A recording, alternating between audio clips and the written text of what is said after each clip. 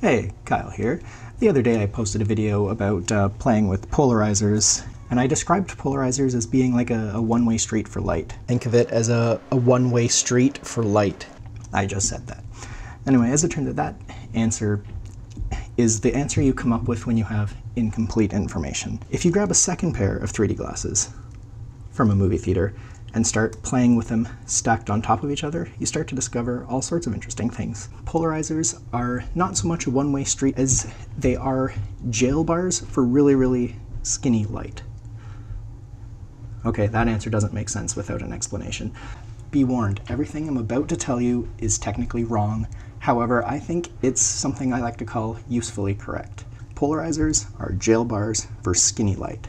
Think of light as being either vertical or horizontal. Light going through one direction can pass right through the polarizer as if nothing was there at all. However, light going the other direction hits the bars, gets blocked. So only light going one way can get through. When light reflects off objects, that can sometimes flip the direction of the light. So you might notice a polarizer is really great at eliminating reflections off of glass, because glass flips the angle of the light.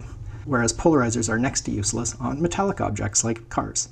That's because metal reflects differently and it doesn't flip the light, so the polarizers are less effective. You can find out a lot more when you have two layers and stack them. One thing you might notice is that with your polarizer, you do lose a little bit of light. Usually it's about 2 stops. If it's a really good one, you might only be losing a little bit more than 1 stop. If you have them stacked this way, you don't really lose that much more light. When you've got them rotated,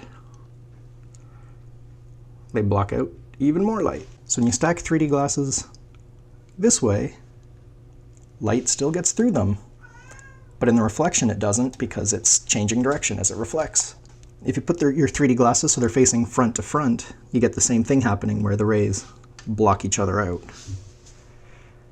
Polarizers are really great for allowing you to drop them.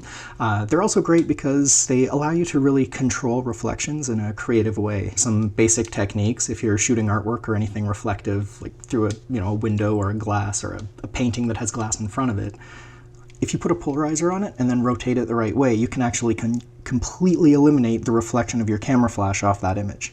So that's pretty amazing. You can even get into some more advanced polarizing techniques where you can actually put polarizing filters in front of each of your flashes and angle them in such a way that you can sort of eliminate the primary light but still catch the reflections off other things.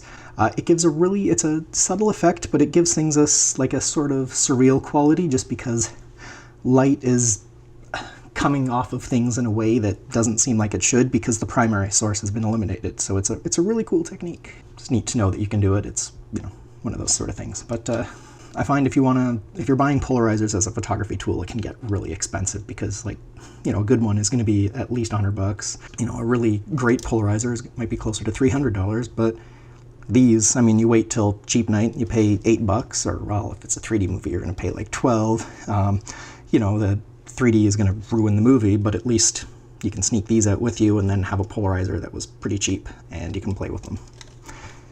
And they do become infinitely more fun when you have 2 pairs.